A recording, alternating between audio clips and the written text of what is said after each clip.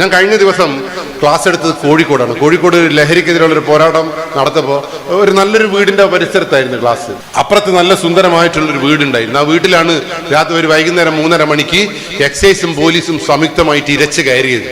ആ നാട്ടിലെ ഏറ്റവും പ്രശസ്തമായ സ്കൂളിലെ ഹെഡ്മിസ്ട്രസിന്റെ വീട്ടിലാണ് പോലീസ് കയറിയത്. ആ ഹെഡ്മിസ്ട്രസിന്റെ ഭർത്താവ് ഇവിടുത്തെ ഏറ്റവും മികച്ച ഒരു കമ്പനിയിലെ എഞ്ചിനീയറാണ്, ഗവൺമെന്റ് എഞ്ചിനീയറാണ്. ഇവർക്ക് 2 ആൺമക്കളാണ്. അവരുടെ വീട്ടിലേക്ക് പോലീസ് ഇരച്ചു കയറിയപ്പോൾ നാട്ടുകാർ പറഞ്ഞു, പോലീസിന് പണ്ടേ പെരാന്താ, നമ്മളെല്ലാം പഠിപ്പിച്ച ടീച്ചറാ മോൻ ഇത് ഉപയോഗിക്കുവോ? പോലീസ് വിട്ടില്ല. പോലീസിന്റെ കയ്യിൽ മറ്റൊരു ചെക്കനും കൂടി ഉണ്ടായിരുന്നു. ആ ചെക്കൻ കാണിച്ചു തന്നതാ, ഇവനാണ് എനിക്ക് ഈ സാധനം തന്നതെന്ന്. പോലീസുകാർ വീട് മുഴുവൻ പരിശോധിച്ചപ്പോൾ കണ്ട കാഴ്ച എന്നാ അറിയുള്ളൂ. അവന്റെ ബെഡ്റൂമിന്റെ മേലെ ഡംപ് ചെയ്യുന്ന സ്ഥലം, സാധനങ്ങളെല്ലാം ഡംപ് ചെയ്യുന്ന ഒരു പ്ലാറ്റ്ഫോമില്ലേ മേലെ, അതിന്റെ മേലെ അട്ടിക്കട്ടിക്ക് വെച്ചിരിക്കുന്നു.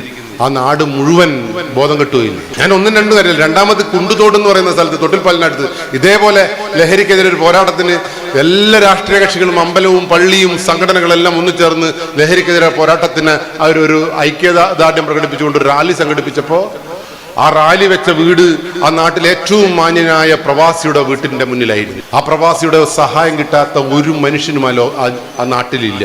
അയാളുടെ വീട്ടിലേക്കാണ് പോലീസ് ഇരച്ചു കയറിയത്. നാട്ടുകാർ പറഞ്ഞ് പോലീസിന് വീണ്ടും വരാന്താണ്. പക്ഷെ പോലീസ് ഇരച്ചു കയറിയപ്പോൾ വീടിന്റെ വാതിൽ പൊളിച്ച് ഉള്ളിലേക്ക് കിടന്നപ്പോൾ കണ്ട കാഴ്ച എന്നാ അറിയോ?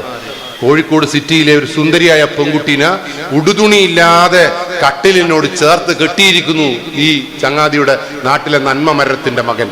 ഇത് കണ്ട ജനങ്ങൾക്ക് ഇപ്പോഴും വിശ്വസിക്കണോ വിശ്വസിക്കണ്ടോ എന്നുള്ള മനസ്സിലായിട്ടില്ല. അതുകൊണ്ടാണ് ഞാൻ പറഞ്ഞത്, അച്ഛനും ബാപ്പയും ഒക്കെ ഗംഭീരനാണെന്നൊന്നും പറഞ്ഞിട്ട് കാര്യമില്ല. നമ്മുടെ മക്കൾ വഴിതെറ്റിപ്പോകുന്നുണ്ട് എന്നുള്ളത് നഗ്നമായ സത്യമാണ്. അതുകൊണ്ട് ആ മക്കളെ ചേർത്ത് പിടിക്കാൻ കഴിയുമ്പോഴാണ് ഈ മഹലിന്റെ ദൗത്യം പൂർണ്ണമാവുന്നത്.